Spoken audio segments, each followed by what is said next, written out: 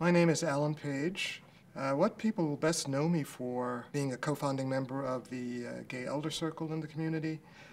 The concern of the Gay Elder Circle is that we lost so many people to AIDS that we lost the continuity of generations in our community, and the stories were not being passed on.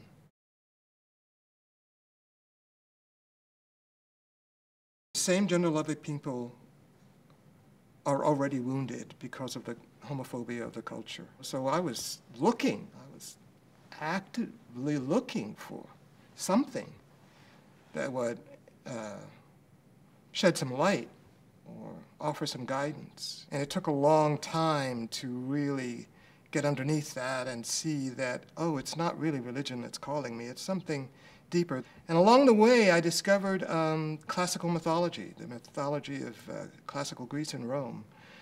And from there, it was an easy jump to the rest of the Middle East and all those great stories that predate the Old Testament. And I began to see in my readings of Joseph Campbell these universal themes that just keep repeating over and over in all these places.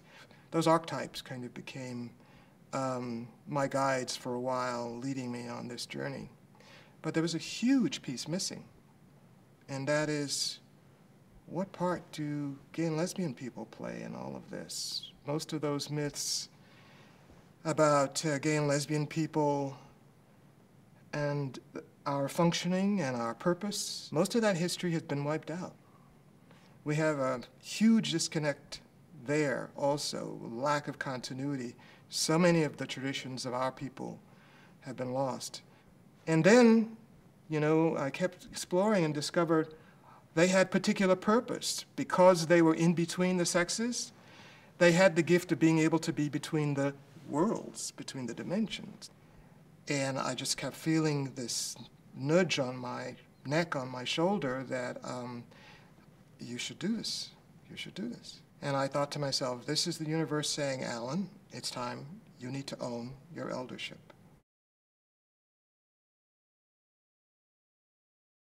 Gay liberation dealt with the significance of us becoming visible.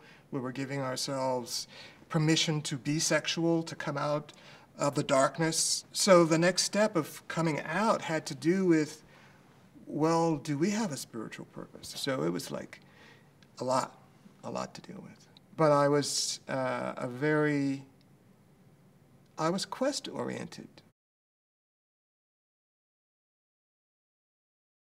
There was this interest in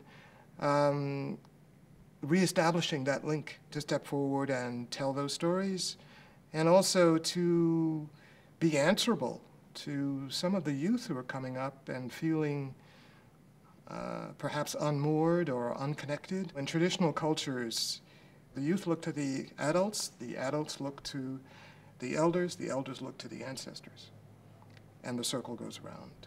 It's good for us to come together in support of each other, to get to know what we're doing, and also to strengthen us as we move out and take our gifts into our community and to the larger community. We have the freedom to be ourselves, the safety to be ourselves, and answering the call inside of us to come forward. And so my journey has continued since then in the discovery of answering that call, that inner call, and carrying it forward and sharing it. We need to know not only our genetic and spiritual roots, but we also need to know the kinds of things that influenced us as children that we may have forgotten by the time we get to be adults.